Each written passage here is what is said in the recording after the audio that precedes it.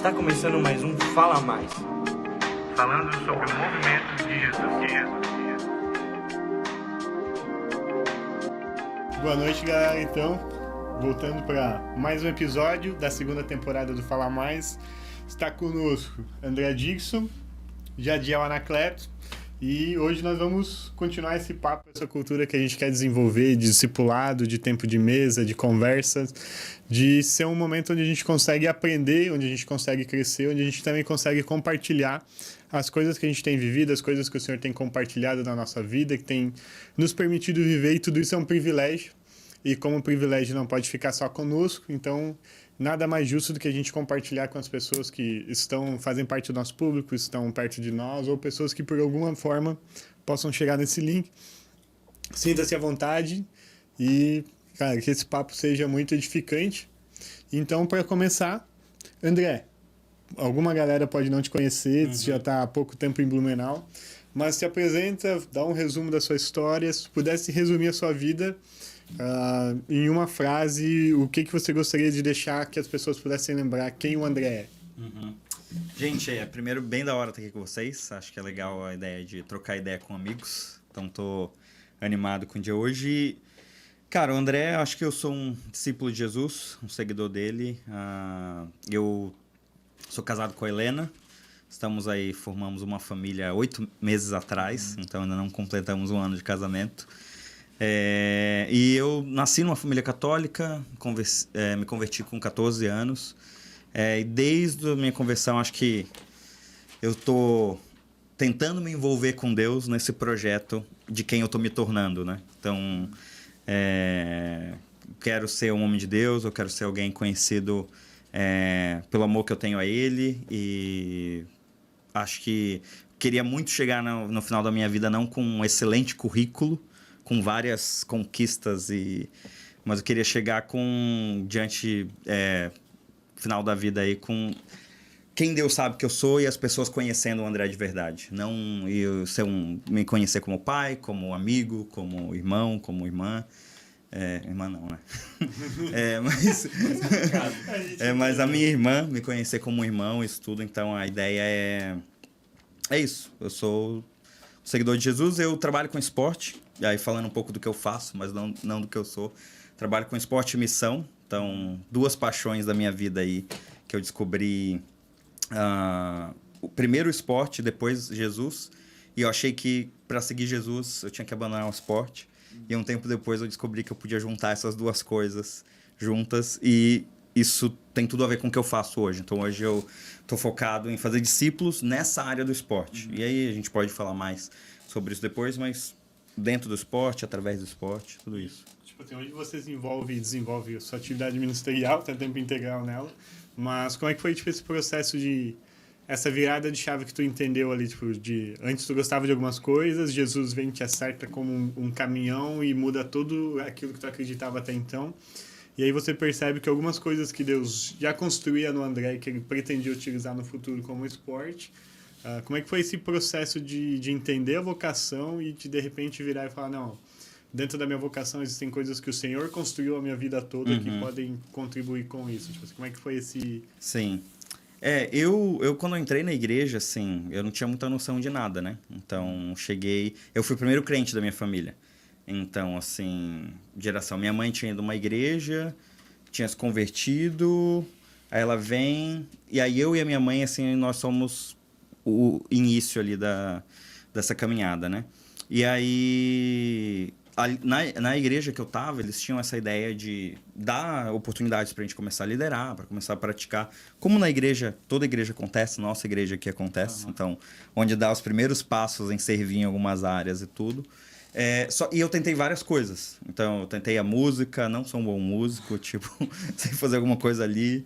Tentei outras áreas ali e não me descobri. Até que chegou em 2009, eu fui para um treinamento.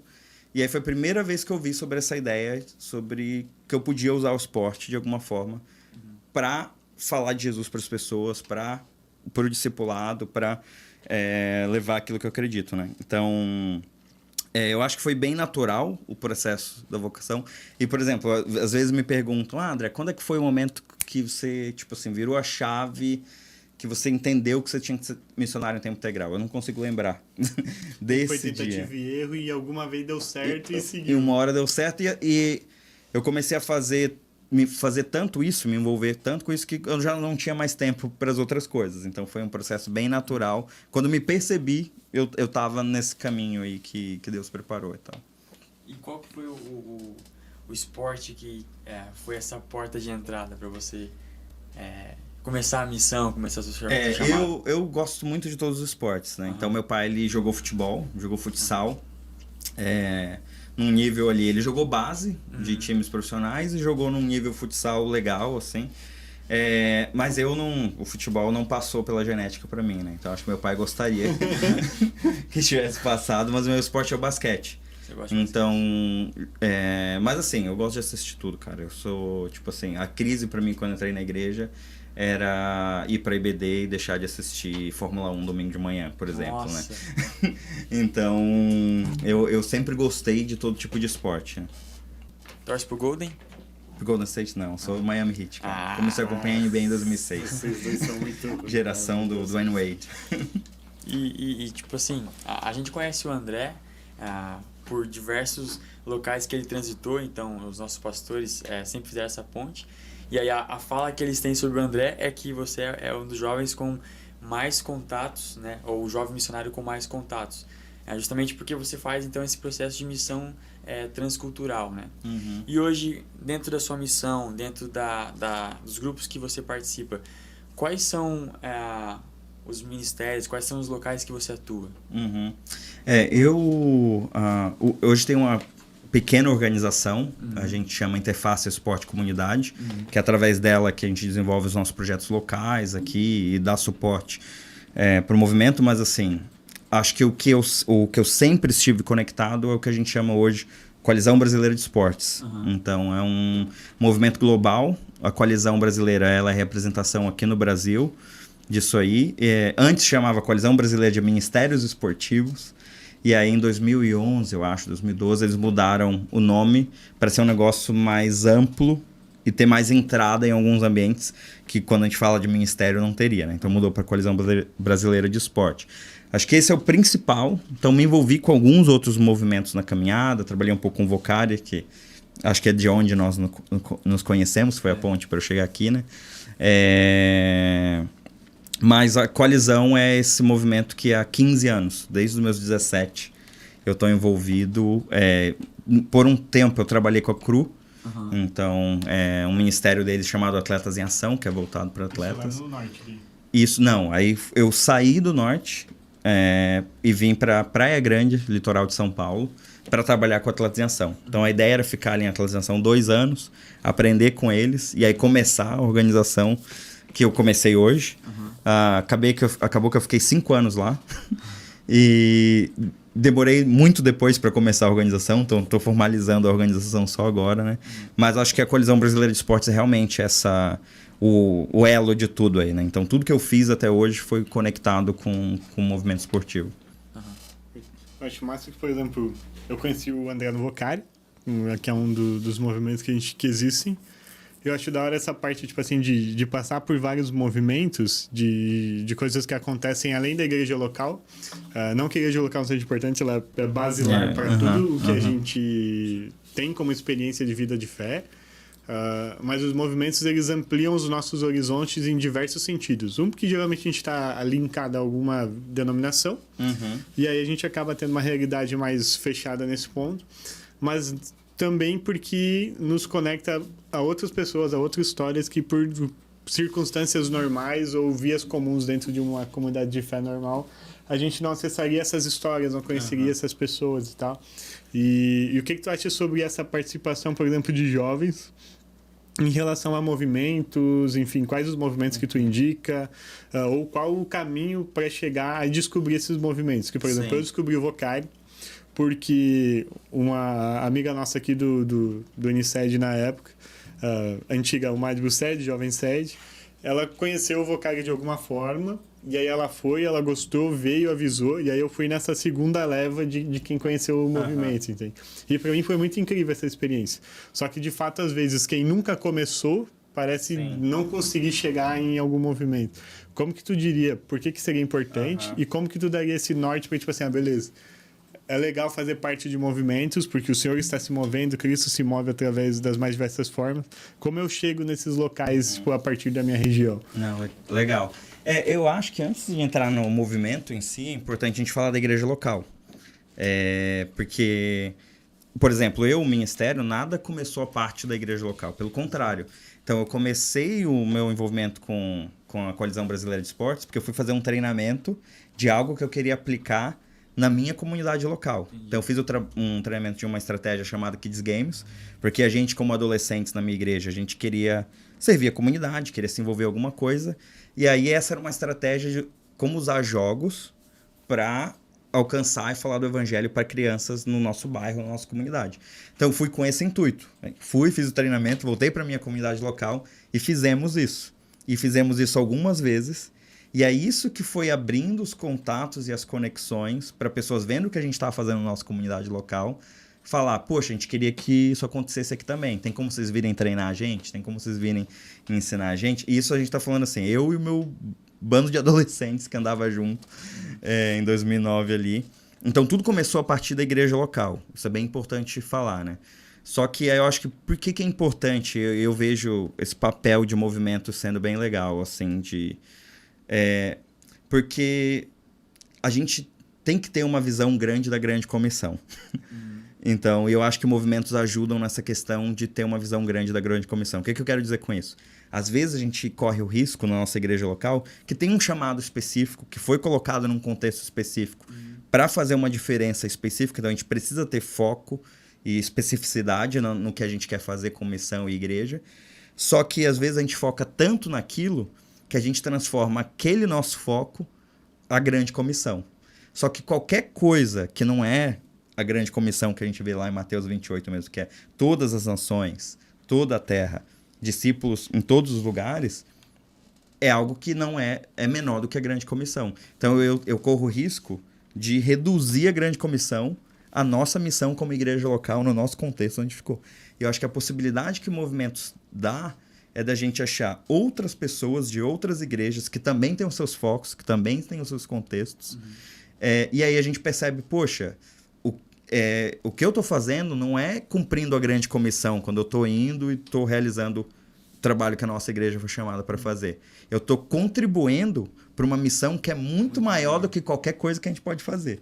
E aí a gente junta esforços, a gente junta as experiências dos nossos contextos para colaborar juntos com outros. Então, eu acho que, assim, em resumo, essa importância que eu vejo, talvez.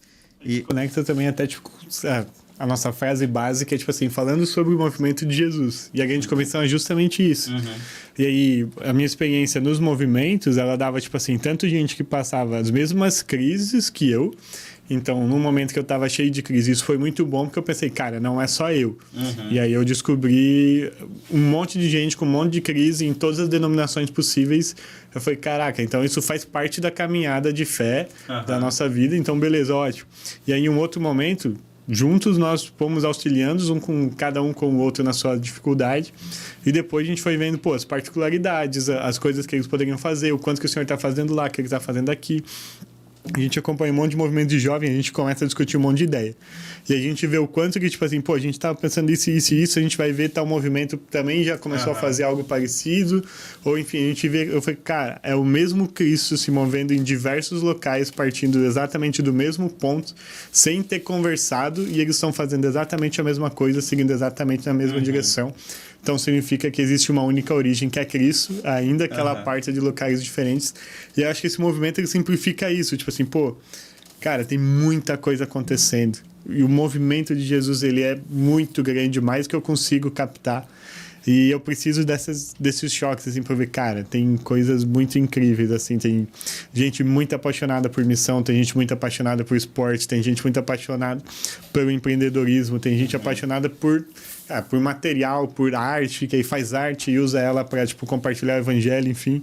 E nesses movimentos tem contato com uma galera muito diferente e que, para mim, acrescentou muito minha fé nesse sentido. Tipo assim, ampliou todas as perspectivas, simplificou e, cara, trouxe luz a muitas situações que eu passava que às vezes a gente internaliza, de, pô, só acontece comigo. Só eu tenho crise de, pô, não vejo minha vocação acontecendo nesse lugar, ou eu não concordo com tal coisa, eu acho que deveria ser feito diferente. E aí o Senhor vai moldando, vai misturando, vai gente com mais experiência compartilhando com gente com menos experiência desafiando as pessoas com mais experiência. Sim. E aí Cristo sendo o Senhor da missão, equilibrando todas as balanças e mostrando que Ele nunca perdeu o controle, a direção continua sendo ali.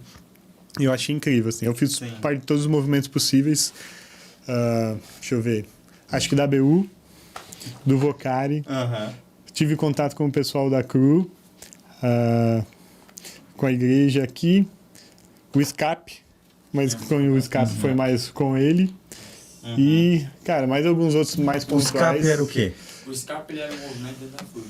Então a gente fazia células, encontros ali, e aí ele era muito interessante. A gente intercalava, né? Às vezes era uma reunião normal, às vezes era uma reunião dentro de auditório, a gente fazia, às vezes era show na praça. Então a gente pegava todos os crentes 007 possíveis, a gente botava numa roda, a gente fazia, cara, uma noite inteira de louvor, de oração e tal. Mas era um movimento de evangelismo e de culto dentro do campus 1 da FURB, né? Legal. E aí é muito interessante o que vocês estão falando, porque a igreja é esse lugar totalmente plural, né? Em questão de várias pessoas estão trabalhando, estão transitando, só que ela é muito singular naquele objetivo, né? E aí o conceito de igreja é chamados para fora. E tem eu não me engano, acho que é o Marcola que fala isso, mas eu sei que é alguém do Vocari. E ele diz, né, que a igreja ela é só o vestiário e na verdade o jogo acontece lá fora, né? Então é quando a gente entende que nós precisamos viver a grande comissão, existem pessoas que não conhecem Jesus. E aí pensando nessa perspectiva, e aí você pode falar também no ponto de vista esporte, porque inclusive tem pessoas, existem jovens nossos que fazem educação física. Se hoje você fosse iniciar um movimento, né, quais pontos seriam extremamente interessantes ou os pontos base para você iniciar um movimento de evangelismo ou para você iniciar então um movimento de propagação do evangelho? O que você identifica como, cara, isso aqui é extremamente essencial para que um movimento se inicie e seja consolidado? Sim. Eu acho que assim, eu sempre falo, o meu conselho sempre é, de preferência, você não comece um movimento. Procura quem está fazendo alguma coisa. Porque acaba que senão a gente pode virar vários movimentos e acaba que a gente está fragmentado de novo e a gente não está vindo junto, né? Fora o desperdício de esforço, né? Alguém já partiu do zero. Exato. Já aprendeu alguma coisa e aí, tipo assim, já está fazendo alguma coisa. Então ele consegue encurtar o seu caminho de uma série de experiências talvez não tão boas que você passaria partindo do zero. Sim. Então eu sempre parto desse princípio. Cara, se Deus está te chamando para alguma coisa, você quer fazer alguma diferença específica, e aquilo está queimando no seu coração, acho que a primeira coisa é quem que também tem esse mesmo arder no coração que eu tenho. Quem são as pessoas e olhar em volta e começar a pensar sobre isso, né? E aí, então, se eu não encontro isso, eu pensar em, poxa, eu quero iniciar isso aqui. E aí, acho que um bom exemplo que a gente tem é partindo para a própria Bíblia. Então, quando a gente vê, por exemplo, Neemias, ele é um cara que ele iniciou um movimento. Ele mobilizou o povo para a reconstrução dos muros ali. Então, a gente percebe algumas coisas sobre o início desse movimento que Neemias ele começou ali. Então, ele começou com o quê? Ele começou com uma dor. Ele viu que os muros estavam caídos, ele enxergou qual era o problema que estava acontecendo e ele sentou naquele problema e começou a lamentar sobre aquele problema. Então, acho que a primeira coisa sobre movimento, se você não começa com o movimento, não começa com a solução, não começa com a resposta. Então, começa com o problema, começa com a dor. Com a pergunta. Então, acho que eu contei essa história num desses 2 suas férias aí, de um... E eu não lembro de quem eu vi, mas era a história o Colégio Batista de São Paulo. Todo ano ele pintava as campanhas de missões batistas lá no muro da escola, né? E teve um ano que o lema de missões era Cristo é a resposta. E eles foram lá e pintaram grandão no muro Cristo é a resposta. E aí não demorou 1, 2 dias para aparecer uma pichação lá no muro dizendo, mas qual que é a pergunta? Uau. E aí, a pessoa que estava contando a história queria fazer o ponto de... várias vezes a gente está querendo ser muito rápido em pular para a resposta. E realmente, Cristo, ele é a resposta. Sim. Ele é a resposta para todas as perguntas. Mas ele nasce uma pergunta do povo. Só que eu tenho que chegar com Cristo, Sim. quando eu vou servir pessoas, como uma pergunta específica. Qual que é a pergunta que as pessoas estão fazendo? Qual que é a dor que elas estão tendo? Então, Jesus, sim, ele é a resposta para todas as perguntas. Mas para eu apresentar ele como a resposta certa, no momento certo, no lugar certo, eu tenho que primeiro entender o problema. Então, Neemias, ele faz isso. Ele senta e ele lamenta naquele problema. E ele começa a orar. E aí, qual que é a segunda parte? Depois de fazer isso com o problema, ele pensa na visão. Então, ele tem uma visão sobre o que seria o ideal, o que poderia acontecer. Se a gente tivesse os muros reerguidos, a gente teria a nossa identidade nacional restaurada, a gente teria a glória de Deus restaurada e para que Israel não continue sendo uma vergonha diante das outras nações. Então, ele tem essa visão. E a terceira coisa que ele faz, ele se coloca nessa brecha entre o problema e a visão que Deus dá para ele. Ele não fica esperando alguém ser o cara que vai solucionar esse problema. Ele se coloca como a pessoa que vai resolver aquilo. Então, acho que se Deus deu para você uma dor que você não vê ninguém tentando ser solução para aquela, é o momento de você dar um passo para talvez iniciar alguma coisa. E aí começa com essas 3 coisas. Passe bastante tempo lamentando no problema. Peça a Deus para te dar uma visão sobre como é que você vai se envolver com esse problema e você dá o primeiro passo de se colocar na brecha entre essas 2 coisas, né? Essa história ela me lembrou, não sei se você conhece, a história de William Wilberforce, que foi o mais jovem parlamentar britânico, né? E aí ele dedicou a vida dele inteira então a abolir a escravidão na Inglaterra. E aí ele era discípulo do John Nelton, e ele perguntou como é que ele sabia que Deus tinha algo específico para John Nelton. E ele falou, olha, eu fiz uma pergunta para o Senhor. Qual que era o problema para a minha geração que eu pudesse resolver? E aí ele disse que ele pegou e ele se retirou, foi para casa dele e orou, Senhor, qual que é o problema que o Senhor tem para que eu possa resolver? E aí ele disse, eu lamento porque os meus filhos e filhas continuam sendo vendidos como escravos. Eles não são. E aí ele dedicou a vida parlamentar dele inteira a tentar abolir a escravidão. E aí é muito interessante porque ele passa 20 anos correndo atrás disso, nada acontece. E aí ele vai desabafar com o outro discipulador dele, que é o pastor da igreja. Ele fala, olha, eu tô gastando energia, eu faço moção atrás de moção e nada acontece e tal. Ele falou, tá, mas não faz sentido você querer movimentar um povo se você não movimentar o pequeno grupo que você tem. E aí ele chamou então a comunidade de fé, os jovens da igreja dele, e eles começaram a invadir os cultos e chegar pros pastores e perguntar, você acredita que Deus é amor? Sim. Tá, então por que você vende seu irmão como escravo? Não, mas tá na lei, eu posso comprar um escravo. Não, tá na lei, mas na lei de Deus ele é seu irmão. E aí ele disse que ele começou um movimento de moral e ética tão grande que as pessoas começaram a ficar constrangidas. E aí então eles começaram a abolir isso, virou um movimento na Inglaterra tão grande que eles aboliram então a escravidão. Só que ele tentou novamente fazer a moção. E aí 3 dias depois que a moção acontece, ele morre.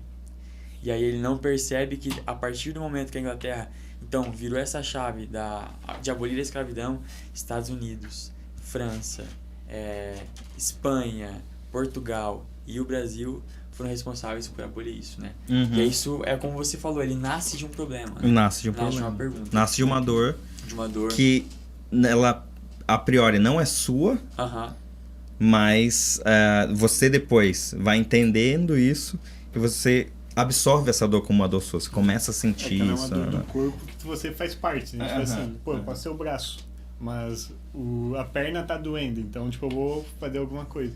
E aí nesse ponto que tu colocou ali, tipo, isso é muito fruto de gastar bastante tempo dedicando ao problema. Assim, eu tenho uma dificuldade exatamente do oposto. Eu vejo uma coisa e eu naturalmente já pensar, quero responder como que eu resolvo esse erro. 1000 maneiras de resolver esse problema. Cara, sempre. É a minha luta de todos os dias de não ser tão responsivo, mas reflexivo em relação a algumas coisas. Porque em alguns espaços da nossa cultura e da nossa sociedade isso é muito positivo. Por exemplo, o meu ambiente de trabalho, que ele não é de igreja, tipo assim, é um espaço comum. Isso é uma das melhores coisas que existem. Você vê um problema, você já resolver ele e, tipo assim, não tem por que pensar muito no problema, por que ele surgiu, desde que você resolver ele de uma maneira eficiente, segue e vai pro próximo problema. Só que para a vida comum, para a vida de fé, para as coisas que realmente importam no apagar das luzes, as respostas elas levam mais tempo para ser construídas, porque eu não estou trabalhando simplesmente num escravo dentro de uma casa, eu estou refletindo isso geracionalmente. Então, tudo que a gente faz reverbera numa geração seguinte. Então, o movimento de esporte, ele converte pessoas a Cristo, ele apresenta um Cristo a umas pessoas que de outra maneira não conheceriam, e essas pessoas vão produzir outra coisa na missão de Deus. Então já passou uma geração.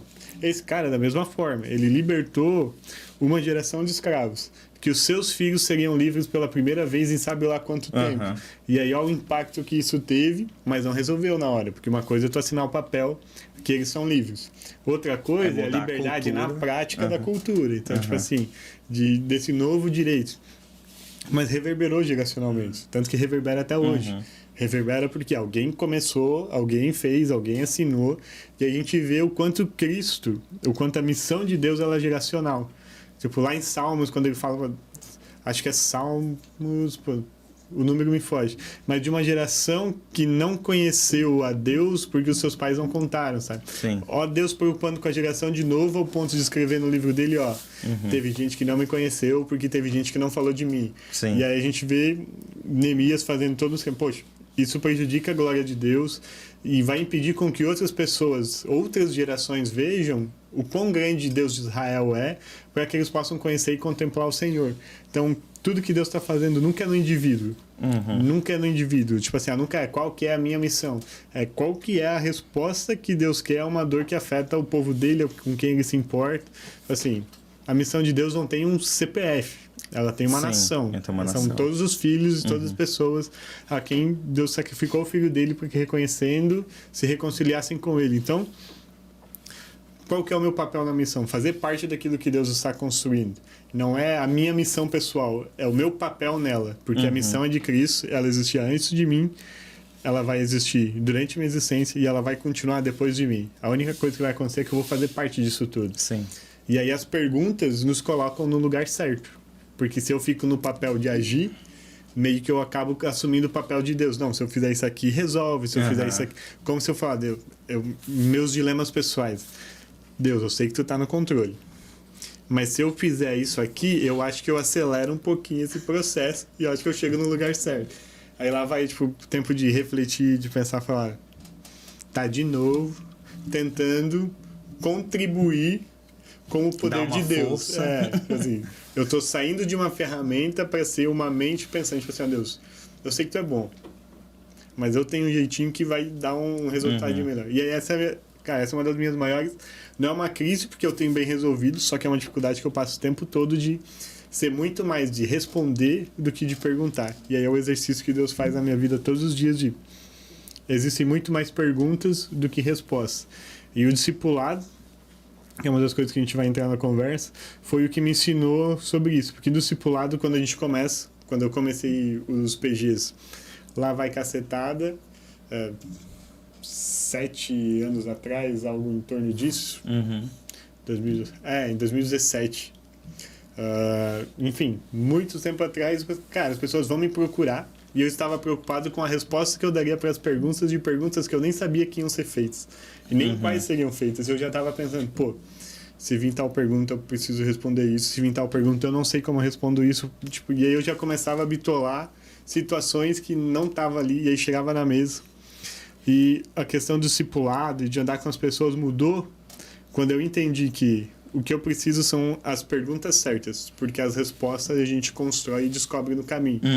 E aí com as perguntas virou chave na vida das outras pessoas e principalmente na minha. Eu falei, cara, as perguntas precisam apontar para Cristo. E aí Cristo faz o resto, entendeu? Tipo assim, ele já fez tanto, quem quer responder uma pergunta, entendeu? Sim. E aí, cara, isso foi muito importante, esse lance da pergunta em si, que foi um divisor de águas, assim, tipo, na vida de acompanhar e de cuidar de pessoas. E assim, eu entendo até às vezes as pessoas, e essa nossa luta de poxa, eu quero me colocar... Porque se é realmente uma dor que tá doendo no meu coração, eu quero resolver ela. Então, eu quero, tipo, ver aquilo solucionado. Mas é interessante que Neemias, ele não é a única dor que ele vê e que a gente vê expressa no texto. Um tempo depois, ele vai aparecer uma outra. Ele percebe, por exemplo, o problema de injustiça entre os israelitas que tinham mais posses e aqueles que estavam se vendendo como escravos, e uns tirando vantagem de outros, cobrando juros caros. E aí o texto vai falar que ele se indignou, ele ficou com raiva daquilo. E raiva, geralmente, a gente vê como um sentimento ruim, Negativo, né? negativo, mas eu acho que essas coisas que ardem no nosso coração, elas têm que produzir também uma questão de raiva, elas têm que produzir uma força Uma motora. incomodação. tem que ter alguma coisa. Por exemplo, você vai ver pessoas que estão lutando em alguns movimentos, estão falando, por exemplo, contra a indústria da pornografia. Por exemplo, esses caras estão movidos pelo quê? Só para acabar com acesso à pornografia? Não, o que está na mente deles por trás é a dor de ver a exploração sexual acontecendo por trás de tudo isso, e também a questão da nossa santidade com Deus, na questão dos movimentos cristãos relacionados a isso. E esse zelo, essa indignação é o que move elas. Então, Neemias, o texto fala, ele se indignou, ele ficou com raiva ali. Uma palavra entre esses dois sentimentos aí, né? E lembrando que raiva é diferente de fúria. Sim. Fúria é quando eu expresso violentamente. E é aí que é o problema. Então, ele tem aquele sentimento em relação àquilo. E aí, fala que antes dele conversar com o povo de Israel, antes dele falar com aqueles que tinham posses, porque com essas pessoas que ele vai para resolver esse problema, fala, depois de pensar muito, fui falar e para pensar, Neemias, eles colocam numa situação desconfortável, que ele está falando dos poderosos de Israel. Sim. Então é extremamente político isso. Ele, no meio de uma reforma, no meio de algo que ele precisa mobilizar o povo, ele vai falar com as pessoas de poder do povo, mas ele parou para pensar sobre aquilo. E a mesma coisa que a gente vê no começo da jornada dele também. Antes dele falar com o rei, ele tinha um plano. Então ele parou para pensar naquilo, ele refletiu naquilo bastante, né? Até esse é um negócio para pontuar, né?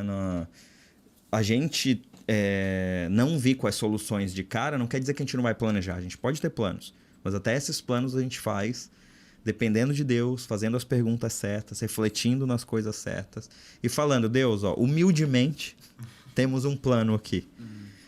Só que a gente não está travado nele. Então a gente quer ir, né? A gente entende que a gente tem que ir nessa direção. Então Paulo, ele estava tentando ir para algum lugar quando ele foi impedido pelo Espírito. Então ele humildemente tinha um plano antes daquilo acontecer. E ele tentou ir. Mas a gente está aberto a falar, mas Deus, se tem uma dessas coisas que não é para a gente ir nessa direção, por favor, nos impeça de ir e corrige a nossa rota. Então, se você não falar mais nada com a gente está indo nessa direção. Mas a gente quer ouvir a tua voz, a gente quer depender do Senhor enquanto nós vamos. Uma das coisas que quando você fala nisso, eu lembrei agora, nós temos um movimento dentro do grupo de jovens, que é o Doe Suas Férias, né, que é um projeto que acontece há anos. E uma das coisas que todos os anos a gente lê Atos na perspectiva de estudar sobre o Espírito Santo, de estudar sobre as estratégias que os apóstolos têm, né? E eu acho muito interessante, e foi a primeira vez que isso foi muito palpável para mim, que foi esse ano nós cuidamos do Ministério de Jovens, né? O Dixon ficou à frente, eu dando ali o suporte, e foi muito interessante porque o nosso foco foi em Atos 17, né? Naquela ideia de quando o apóstolo Paulo, ele vai até a cidade e ele estuda o ambiente, né? E mesmo estudando o ambiente, ele também se preocupa em ser guiado pelo Espírito Santo. E aí, através disso, ele usa do conhecimento que ele tem, mas da sensibilidade do Espírito Santo, para usar as palavras certas e criar, então, um ambiente para que as pessoas sejam evangelizadas. E aí é muito interessante porque, poxa, Paulo é um homem que, na época, ele é uma pessoa respeitada, tem uma postura, e aí ele começa a cativar as pessoas, tanto do baixo quanto do alto escalão, entendeu? Tanto homens quanto mulheres. E aí você vê essa pluralidade na abordagem, né? E pensando na questão do esporte, como que foi para você escolher as abordagens, né? Ou ser guiado pelo Espírito Santo conforme os seus projetos iam acontecendo? Porque nesse ano, por exemplo, nós tivemos um campeonato de futsal, que foi um fenômeno, entende? E ele foi fruto de uma sensibilidade do Espírito Santo, mas de uma abordagem, né? Como que você, então, chega nessas técnicas, nessas abordagens? Acho que aqui, assim, acho que é uma mistura de... Você precisa ter sensibilidade do Espírito e pedir para você... Para o Espírito te guiar mesmo. Então, a gente fala muito sobre isso, de tipo assim... Espírito Santo, me mostra quais são os problemas da cidade, me mostra quais são os problemas desse lugar. E dentre esses problemas, quais aqueles que você quer que eu me dê um passo nessa direção, né? Então, acho que tem isso, e eu não vou entrar nisso porque a gente sabe disso. Então, esse ano aqui na igreja a gente está falando de conduzidos pelo Espírito Santo.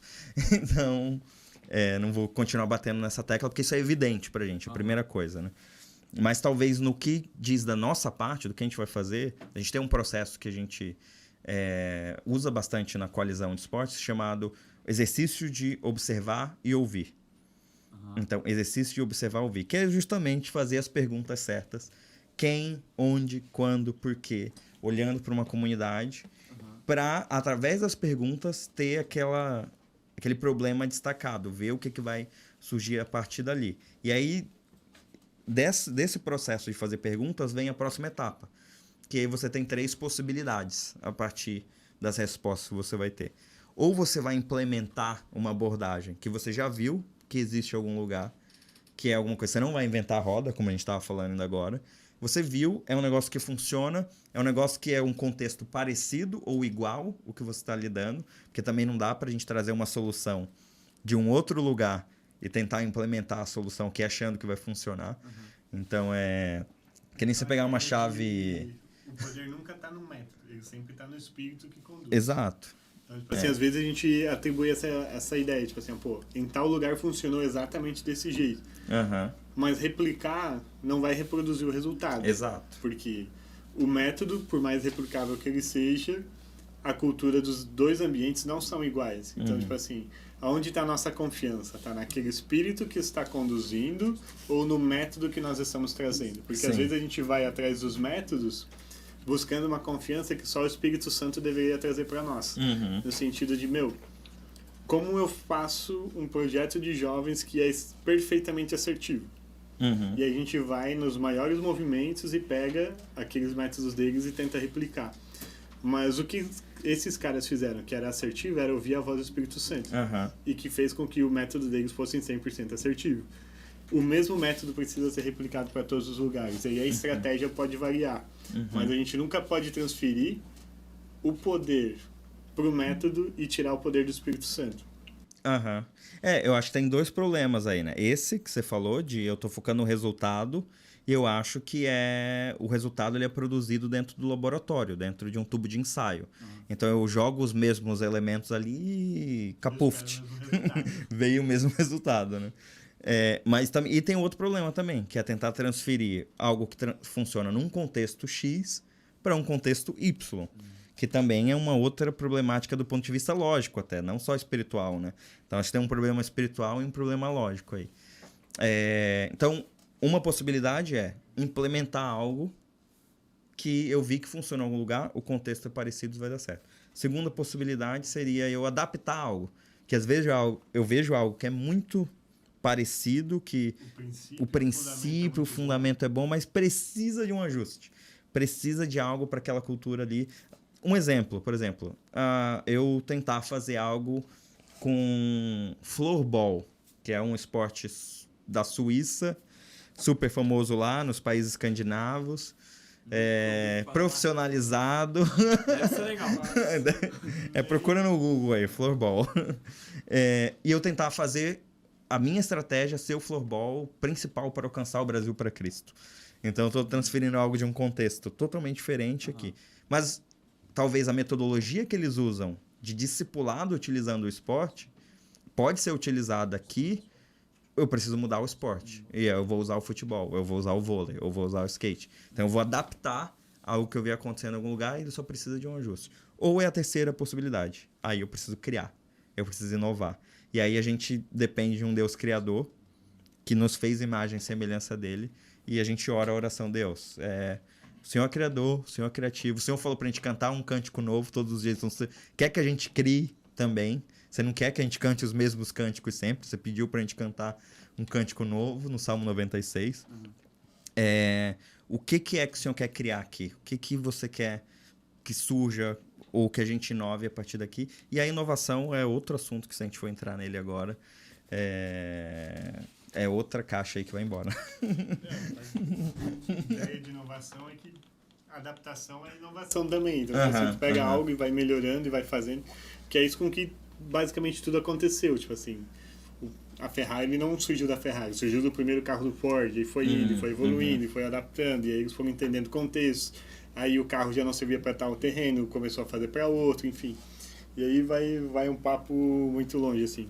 Mas entrando nessa ideia, tipo assim, de missão de Deus, conduzido pelo Espírito Santo, de movimento, de vida com Deus, de ministério, a gente chega num ponto de que chega na esfera relacional, no resultado final das contas. Não importa o método que seja, não importa o que eu estou querendo fazer, eu estou querendo conectar uma pessoa a Cristo através da minha vida com Ele.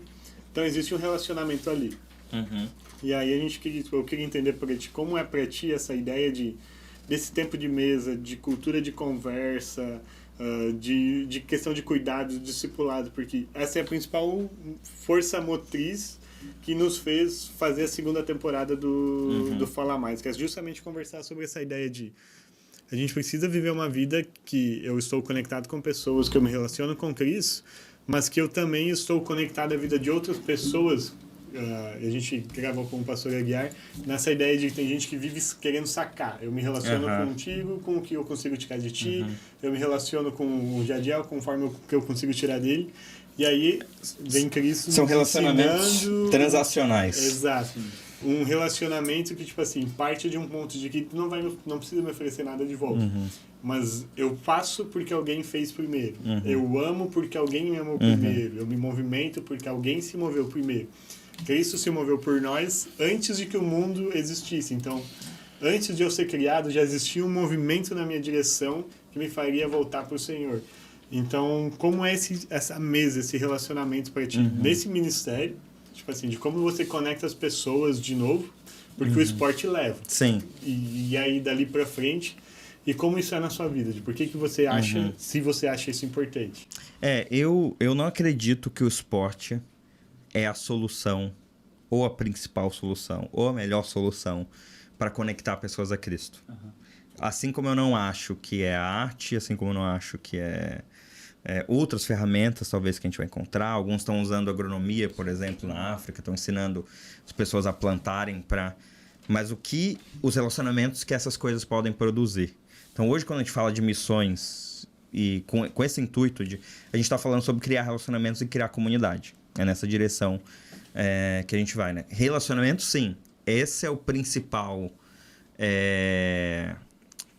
Para mim, a estratégia, se eu posso colocar dessa forma, né? Porque fica transacional também quando eu coloco essa palavra, né? Mas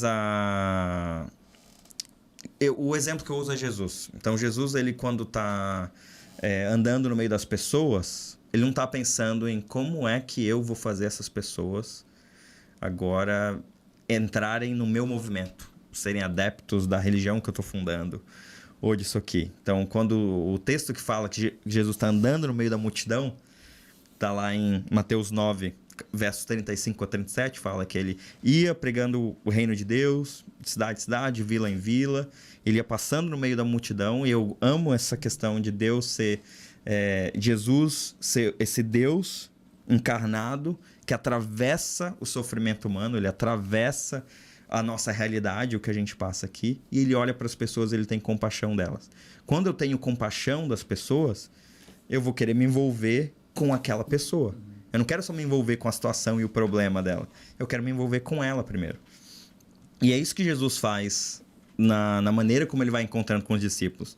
Ele não traz... Por exemplo, Jesus não foi um professor. Ele ensinava, ele era um mestre, a gente... vai ver vários momentos de Jesus ensinando, mas o principal convite de Jesus para os discípulos dele é, cara, vem e anda comigo. Vem, caminha comigo. Vem e me segue. Mateus 4,19. Então, vem, me segue e eu vou fazer de vocês pescadores de homens. Então, ele começa com o fim em mente, porque ele quer que os caras reproduzam isso, que os discípulos eles reproduzissem isso no final das contas, mas ele modela isso para eles, chamando eles para andar com ele, para dividir a mesa, para dividir o espaço onde eles vão dormir, para dividir a vida em geral. Então, para expor aquelas pessoas a um contexto de comunidade. Porque isso é o que vai afetar a pessoa que elas estão se tornando em primeiro lugar.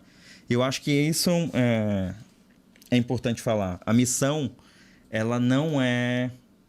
A gente não começa com a missão. Então, a missão não é a primeira coisa que a gente tem que parar a pensar. A primeira coisa que a gente para pensar é a pessoa que nós estamos nos tornando. Então, o que Jesus espera de mim, antes de eu ir em missão, é que eu siga ele. E seguir a ele é me tornar alguém diferente. Quando ele fala, vem e me segue, ele está pensando em como ele vai me tornar igual a ele. Então, esse é o fim principal do homem. Então, acho que o Catecismo de Westminster fala, né? O fim principal do homem é conhecer a Deus, eu não vou lembrar agora, e gozá-lo para sempre, alguma coisa assim, e se alegrar com ele para sempre, né? Mas eu acho um bom resumo do fim principal do homem é se tornar igual a Jesus. É para isso que a gente foi chamado. E isso acontece muito melhor no contexto de comunidade. Então, começa com a pessoa que nós estamos nos tornando. Daí, sim, a gente adota a missão de Jesus, porque se a gente está se tornando igual a ele, a gente vai querer ver o que ele nos ordenou e o que ele está nos tornando uma pessoa para a gente realizar uma missão específica, uma vocação específica aqui. E aí vem a terceira parte, que é, beleza, se nós somos o povo que é igual a Jesus, nós somos o povo da missão, a gente tem que viver junto de uma forma específica, que é esse povo da missão. E isso é a igreja, no final da conta. Então, eu falo que a sua cristologia, a maneira como você vê Jesus, ela precisa afetar a sua missiologia. Então, não o contrário. Então, eu primeiro preciso ver Cristo, isso vai afetar a minha missão, e a minha missiologia, eu entender a minha missão, vai afetar a minha maneira como eu vivo junto como o povo da missão, que é a minha eclesiologia. Então, geralmente a gente faz isso ao contrário. A minha igreja, a minha denominação, o meu contexto espiritual modela quem Jesus é para mim. Então, eu torno Jesus a imagem do que eu criei, e a missão fica até de fora disso, né? E aí é por isso que a gente fica dentro da igreja só que. Então, sim, a gente foi chamado para mesa, a gente foi chamado para comunidade, mas essa mesa é bem maior do que a gente imagina, né? Essa mesa, tem gente faltando nessa mesa, tem lugares ainda que estão vazios aqui, e ele tá mandando a gente ir lá fora buscar pessoas para essa mesa, né? Então, acho que viver em comunidade, a pessoa que a gente está se tornando, tem a ver com a missão que a gente foi feito para fazer, e a gente precisa se tornar alguém para realizar essa missão. E esse é o principal negócio que Jesus está envolvido na nossa vida, né? A pessoa com que a gente está se tornando. Tudo que a gente tem, acho que, tentado fazer, acho que nos últimos tempos no Uniced, basicamente gira em torno de uma frase, assim, que eu aprendi na mentoria do Douglas, mas eu lembro que ele falou quem falou, e eu não recordo de nada. Desculpa, do nome. vai sem fonte essa. Vozes da minha cabeça. Não sou eu e não é da minha cabeça. Que ele fala, tipo assim, nós não precisamos do seu serviço se nós não pudermos ter seu coração. Então, no sentido de, primeiro você é alguém que existe, é um ser humano que precisa de um relacionamento e que precisa ter o seu coração cuidado. A partir disso, aí nós queremos o seu serviço. Porque o seu serviço, ele é facilmente substituível. Alguém vem e faz. Você cansa de fazer, Deus coloca outra pessoa e vai fazer. Não é o seu serviço que move a missão. Deus move a missão. Mas o que Deus quer... Que pena seria se fosse nós, né? Se dependesse de mim, meu Deus. Eu dependendo de mim já dá ruim, imagina a missão de Deus dependendo de mim, já não dá um sucesso. Mas no sentido de, estou conectando o coração, o que eu tenho de único e que Deus realmente quer é o meu coração. Que não existe uma habilidade em mim que seja boa, não existe um mérito em mim que seja bom. Tudo que tem de bom em mim foi Deus que fez, foi a obra de Cristo em mim e é o poder do Espírito Santo agindo através da minha vida. Então, tudo isso é de Deus. Ele não precisa do meu serviço. A missão não precisa do meu serviço. Eu não sou insubstituível.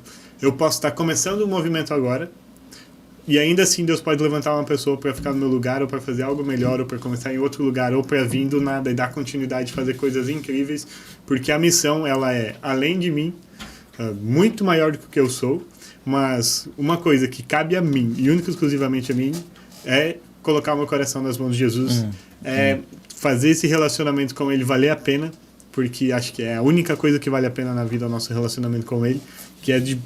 Talvez não a única coisa que vale a pena, mas é a coisa mais preciosa que a gente poderia ter, porque isso dá valor de verdade a todas as outras coisas que Deus nos permite ter na nossa vida. E aí sim, desperta. Desperta um serviço mais intencional, um serviço que faz mais sentido. Aí até o servir o copo para a pessoa que vai ministrar, para alguém que está falando, para alguém que está ensinando alguma coisa, servir aquele copo se torna uma grande parte da missão. Que até então, se esse é o meu único serviço, o meu único propósito, pode ser pequeno, porque alguém está falando horas, alguém está tocando, alguém está conduzindo, alguém está fazendo várias coisas. E aí servir um copo para essa pessoa pode ser pequeno. Mas se eu me relaciono com Cristo, se eu tenho meu coração nele, todos os detalhes que eu puder fazer para a missão acontecer, eles se tornam extremamente preciosos. Porque é a missão de alguém importante para mim e eu estou fazendo parte disso. E aí o serviço já não tem mais níveis, né? Existem os serviços que precisam ser feitos. Alguém tem que ensinar, mas alguém tem que servir a água. E aí isso já não faz mais diferença, não tem mais distinção, não porque importa é sobre... mais. Porque é sobre por quem nós estamos fazendo e não o que nós estamos fazendo. Não é sobre atividade, né? E ainda não é sobre atividade, é sobre o resultado, mas qual o resultado? A pessoa que a gente está se tornando. O Cristo que está sendo formado em nós. Exato. Então, eu gosto muito da simetria da Bíblia quanto ao que Jesus espera de nós. Então, Romanos 8:29, ele vai falar que antes da criação do mundo, o desejo de Jesus era que nós nos tornássemos, de Deus, era que nós nos tornássemos conforme a imagem do seu Filho. Então, isso é antes da criação do mundo, lá atrás. É fora do tempo, né? É o projeto original. É fora de tempo. Na nossa cabeça, vamos falar passado, né? É fora do tempo, mas no jeito que a gente entende... Não cabe no Cronos. Tá além.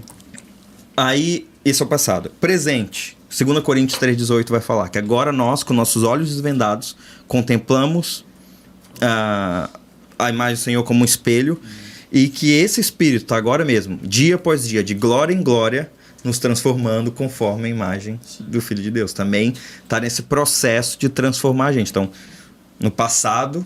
Era o plano. Agora é o trabalho do Espírito Santo na nossa vida. Executando o plano. E isso mostra, tipo assim, essa ideia de constância, né? Porque Romanos fala, né?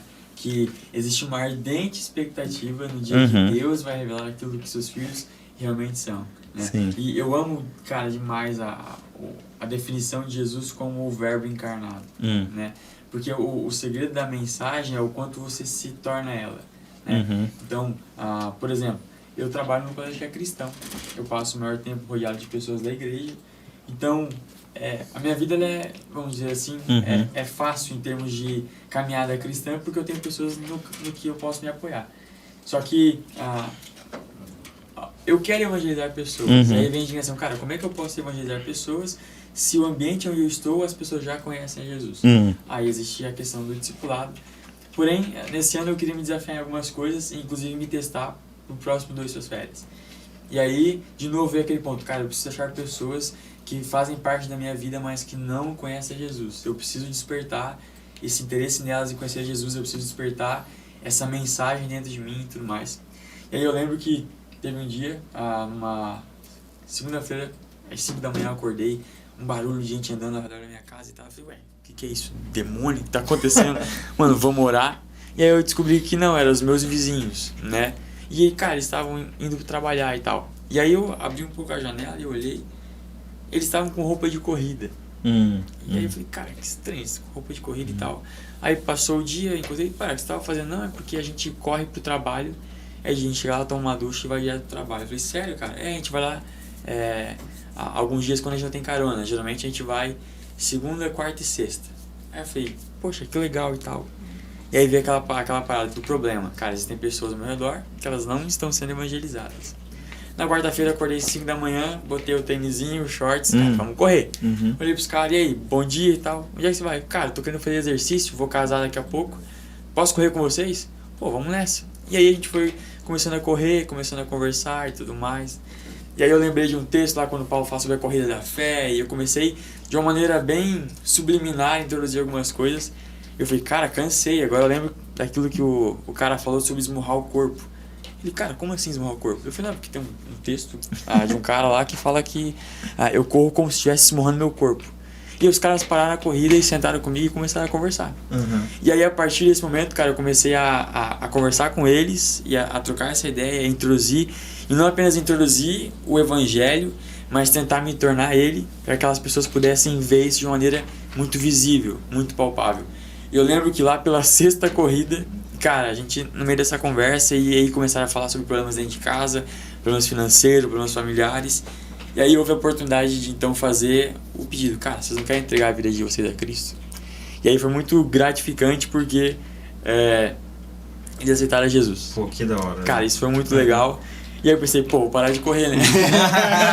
Mas, cara, não. Aí o que acontece? É o discipulado. Então, essa ideia de intensidade é muito bom, mas eu preciso de constância. E pensando nesse seu viés de esporte, eu queria que você contasse pra gente uma coisa que é de dificuldade para você, pensando nessa questão da sua área de evangelizar através do esporte, mas como é também discipular, ou um ponto positivo de evangelizar através do esporte. Então, um ponto negativo dessa vida. Eu acho que tem um ponto negativo pessoal meu, que eu não sou profissional de educação física, né? Entendi. Então é um arrependimento que eu tive. A minha área de formação é na área tecnológica, né? Então eu sou tecnólogo em redes de computadores. Sério? Essa é a minha formação. Esse é o computador de impressora. Cara, impressora, ar-condicionado, essas coisas eu sou... Falar com o Brian, tem que ocorrer. Mas eu completei as matérias de impressora 1, impressora 2 e tal, que são as matérias desse curso, né? Mas esse é um pessoal, porque eu acho que eu poderia fazer muito mais coisa. E acho que um ponto aí que é um desafio, talvez, não é negativo, é um desafio, né? Porque ele é positivo. Mas é de você também ser um exemplo naquilo que você está falando para os outros. Então, hoje, de você criar uma rotina, você cuidar da sua saúde, você ser saudável, para você ser um modelo também para as pessoas.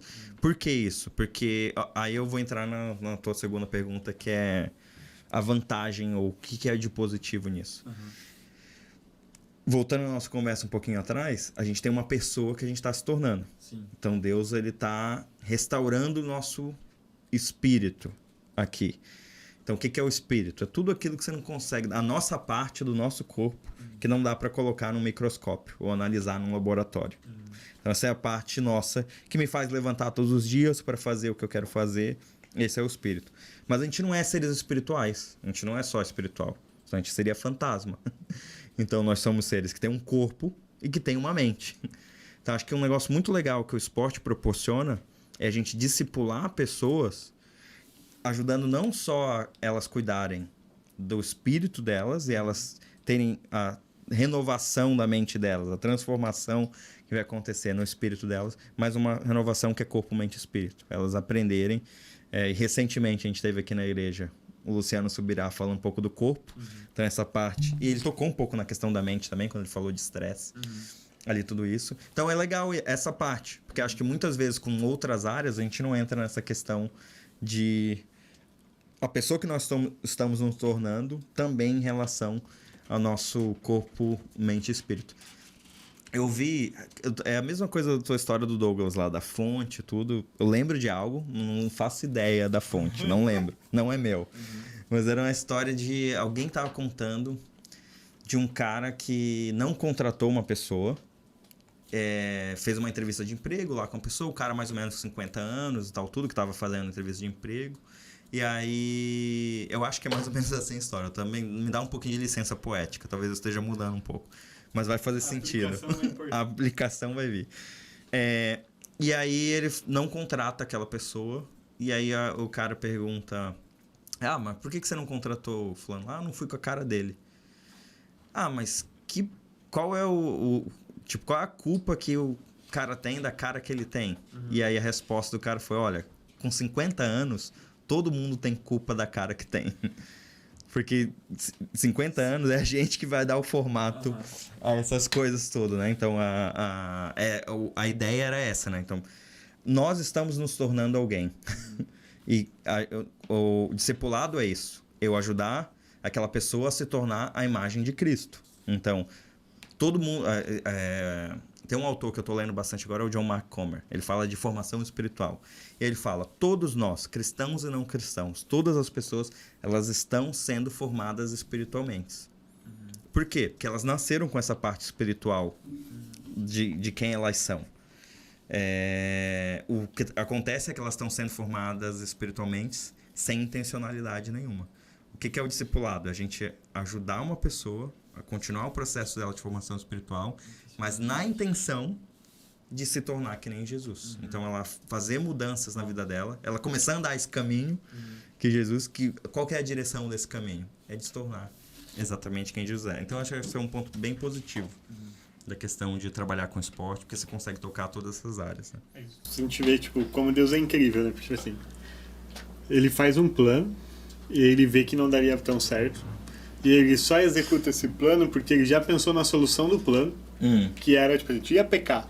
Então não fazia sentido criar a gente sabendo que a gente ia pecar. Então, antes de tudo, Cristo ia falar, não, eu vou por eles, sacrifico, reconecto eles com Deus. Então, tipo assim, Deus faz um plano, durante a execução dele, sabendo quem nós somos, ele deixa alguém que nos torna parecido com Cristo, ou seja, ele deixa o Espírito Santo. Antes de deixar o Espírito Santo, ele manda Jesus para deixar um caminho a ser seguido para a gente entender o que o Espírito Santo está fazendo. E depois ele vem, Cristo volta de novo, termina com toda a obra e aí a gente vive a eternidade, enfim. A gente olha, tipo assim, não existe um papel importante nosso nesse rolê todo. A gente só faz parte. Tipo assim, não é eu formando Cristo nas pessoas, é o Espírito Santo através daquilo que Cristo fez que vai formar. Então, isso tem que ser um alívio pro meu coração, no sentido de que não sou eu quem vou fazer. De que não existe em mim a capacidade de atrapalhar o Espírito Santo, ou seja, eu não sou dotado de um poder tão grande para parar o Espírito Santo, que é uma pessoa da Trindade, do ser que criou todas as coisas e tudo que existe, tudo que a gente entende, só podemos entender a partir do que ele fez. Então, tipo assim, eu não tenho esse poder. Sim. Eu não consigo controlar o meu humor durante um dia. As coisas afetam o meu humor. E aí eu preciso, através desse exercício do Espírito Santo, ter o domínio próprio e exercitar. Então, olha o quanto que eu sou limitado. Então, a maior dica que a gente fala sobre o discipulado é só confia que o Espírito Santo vai fazer todas as coisas, que ele vai conduzir, que ele vai escolher as palavras, que ele vai te colocar no lugar certo, que ele vai fazer, porque nós não temos a capacidade de atrapalhar e em nós foi dotado o potencial de ser desenvolvido, Cristo em nós. Então, tipo assim, cara, não tem como dar errado. Eu acho, eu concordo com isso, eu acho que o Espírito Santo ele é central nesse processo, é ele quem está formando Cristo em mim, o texto de 2 Coríntios 3,18 que eu mencionei, né? Mas eu acho também que tem uma questão de o modelo missional de Jesus, a gente olhar para o que Jesus fez. Então, a gente está chegando na Páscoa agora, não sei quando esse episódio vai pro ar, mas a gente está... o próximo final de semana é Páscoa agora, né? E geralmente, assim, as pessoas reduzem o evangelho a Natal e Páscoa. Exato. Então, é a encarnação de Jesus e a crucificação de Jesus. Só que nessa brecha entre a encarnação dele e a crucificação dele, aconteceu muita coisa. Tem 33 anos aqui de Jesus modelando uma maneira de viver pra gente, uma maneira de agir, que para mim é a base do discipulado. E a base dessa questão de Jesus sendo formado em nós. Então, sim, acho que o Espírito Santo ele é a principal... mas Jesus ele não vem e só coloca o Espírito Santo nos caras e vaza. Forma de como a gente deveria viver. Ele mostra isso. Como é que a gente vive em termos de... a gente tem que ter uma decisão também para poder o Espírito Santo... você falou, eu concordo com isso. Eu não consigo impedir o Espírito Santo de fazer aquilo que o Espírito Santo quer fazer. Mas a gente não tem um Espírito Santo que é intrusivo também, que vai me transformar... Que nos manipula, como se fosse um mero boneco. Como a gente fosse um boneco, senão...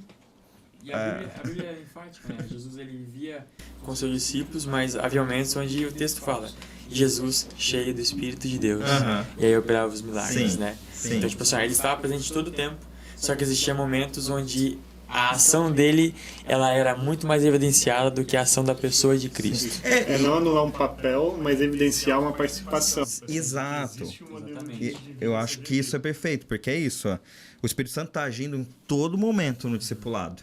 Mas muitas vezes ele está agindo como? Conduzindo a vida daquele instrumento para o discipulado de uma pessoa.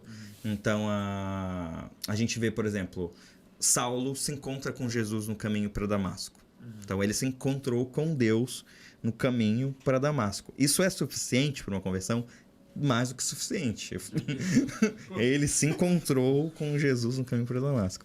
Só que ainda assim, o Espírito Santo queria usar Ananias para ir até Damasco, na rua chamada direita, fazer aquela oração e finalizar ali. Ele já estava, sabe, antes do Fatality acontecer, do Mortal Kombat, lá que o cara tá cambaleando aqui. Então, Já ganhou. Saulo tava assim já. Ele só foi, mas ele queria usar uma pessoa, ele queria usar Ananias. E eu acho que a gente tem 3 papéis principais na caminhada de discipulado nossa. A gente pensado, a gente ter esses 3 papéis, porque a nossa caminhada de discipulado não terminou. Exato. Então a gente está nesse caminho, nós somos o povo do caminho. Então eu gosto muito quando os primeiros cristãos ali em Atos são chamados desses caras do caminho. Então nós somos o povo do caminho, a gente está andando esse caminho agora. Mas quando a gente está ajudando as pessoas, e aí essa é a diferença entre discipulado e fazer discípulos. São 2 coisas diferentes, né? Mas esse discipulado de fazer discípulos, quais são as 3 coisas que eu tenho que observar? Primeiro, os ensinos, é importante a Bíblia, é importante o conteúdo. Então, Jesus, aí olhando para Jesus na caminhada dele, entre a encarnação e a crucificação. O que ele está fazendo ali? Ele está contando histórias, porque ele quer redefinir na cabeça dos discípulos dele a narrativa que eles têm da história do mundo. Então, toda vez que Jesus conta... várias vezes ele conta uma história, e aquela história ele não dá uma aplicação no final. Ele não vai lá e, tipo assim, agora, a moral dessa história, ou a aplicação dessa história é essa. Ele só conta uma história. Por quê? Porque o que Jesus está fazendo, ele está trazendo ideias, ele está compartilhando ideias, está compartilhando histórias, porque ele está redefinindo a história e a narrativa do mundo. Quando Jesus conta uma história, ele fala, é assim que o mundo deveria ser. É assim que o mundo foi criado para ser. Por exemplo, aquele que vai ser... que é o último, vai ser o primeiro. E aquele que é o primeiro vai ser o último. Tem alguma coisa? Ele tá falando que eu tenho que ser o último aí? Não, ele só tá contando uma história. Ele não tá me dando uma ordenança, um comando do que eu devo fazer. Mas ele tá me ensinando como é a narrativa do mundo, como o mundo realmente acontece. Então, ensino é uma coisa. Bíblia é um item essencial. Outro seria a prática. Então, a gente não só precisa de informação, precisa das nossas ideias transformadas, mas a gente precisa colocar isso em prática. E aí eu gosto muito da ideia das disciplinas espirituais, vindo como ferramentas para a gente colocar essas coisas em práticas. Então, nenhum atleta que só assiste tutoriais no YouTube ou vê técnicas novas, ele vai ler livros sobre movimento e sobre o que acontece ali, ele vai ficar melhor no esporte que ele pratica. Uma hora tem que sair tutorial. Só disso, ele tem que praticar. Ele tem que ir lá e dar os 500 arremessos. Ele tem que ir lá e dar os 1000 chute a gols naquele dia. Ele tem que ir lá e treinar cabeceio. Ele tem que ir lá e nadar os 1000 metros por dia para praticar aquilo ali. Mais do que isso, né? Até. Então, aquilo é o que vai desenvolver ele na pessoa que ele está fazendo. Então, a gente aprende, a gente tem as nossas ideias e a gente pratica. Por isso, a questão de prestação de contas é extremamente importante no discipulado. E eu acho que a gente não pode ficar no campo das ideias. E o terceiro é comunidade. Então, quando eu faço isso, Jesus modela isso pra gente no ambiente da comunidade, no ambiente da mesa, no ambiente ali onde eu vou ter 2 coisas acontecendo. Eu vou ter os meus pecados expostos, eu vou ter a minha vida exposta. Então, exposição, essa é a primeira coisa que acontece na comunidade. E a segunda é encorajamento. Então, essas mesmas pessoas que são ferramentas de Deus para expor quem eu sou, são as ferramentas de Deus para me ajudar a ir na direção que eu tenho que ir, né? Então, essas 3 coisas, com o Espírito Santo no centro, para mim são as grandes ferramentas do nossa caminhada de discipulado. A gente precisa ocupar a nossa mente com as ideias do Evangelho, com as novas ideias do Reino de Deus e com a Bíblia. A gente precisa colocar isso em prática e exercitar isso. E a gente precisa viver em comunidade. A gente precisa viver ao redor da mesa com outras pessoas que estão modelando o meu caráter. E essas são 3 ferramentas que o Espírito Santo usa nesse processo de me tornar quem eu sou, né? Exato. Bom, se deixar o papo vai embora. Vai embora de uma maneira desenfreada. Mas eu acho que essa é a ideia que a gente gosta de construir. Tipo assim, eu preciso estar à mesa, e mesa é relacionamento, mesa eu supro necessidades, então na mesa nós nos alimentamos, e de sentido metafórico nos alimentamos de tudo que a gente precisa, dos desafios da nossa vida, questões profissionais, de relacionamento, enfim. Mas faz parte. Jesus nos convida a uma mesa muito antes de nos convidar para fazer qualquer outra coisa. Então, tipo assim, existe uma mesa onde nós somos relacionais, nós conversamos com Jesus, Jesus trata o nosso coração, trata o nosso caráter, Jesus nos ensina como as coisas devem ser, e aí depois a gente vai e faz com os mesmos, com todos quanto possíveis. Mas, para a gente partir para a próxima etapa, a gente sempre pede um presente, e acho que se tu viu o último episódio, pode ter parecido o que aconteceu ali, mas é uma regra agora desse episódio, que todo convidado tem que trazer um presente. Exatamente. E aí, a gente acredita que a literatura, ela é algo que nos poupa tempo, que nos poupa caminhos. A gente cita, tem gente que passa 20 anos e, no fim, consolida a sua história num livro e compartilha tudo aquilo que o Senhor ministrou na vida delas. E eu posso ou passar os 20 anos exatamente como ela passou, para aprender exatamente a mesma lição, ou eu leio um livro que ela escreveu sobre todo esse processo que o Senhor ministrou e vai abençoar a minha vida. Então, a gente gostaria que tu compartilhasse um livro, que ele é importante para você, e por que ele é importante, e porque a gente entende que, sendo importante para você, você compartilhando isso conosco é um presente para as nossas vidas e vai abençoar tanto a nossa quanto a vida de quem estiver ouvindo. Então a gente queria isso, tipo assim, qual um livro que marcou a sua vida que você deixaria e por que ele marcou?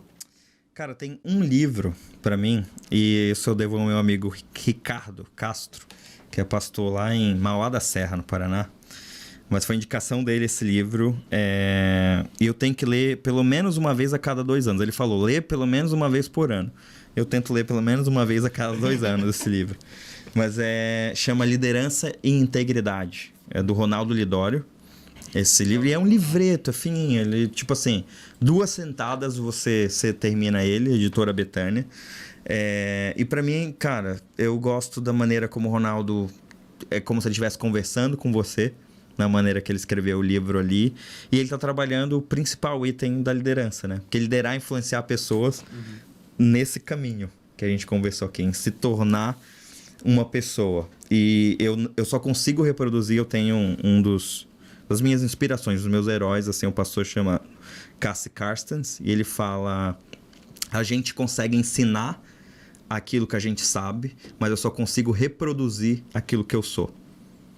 E por isso que para mim esse livro do Ronaldo é bem marcante, porque ele vai falar sobre quem eu sou, a minha integridade.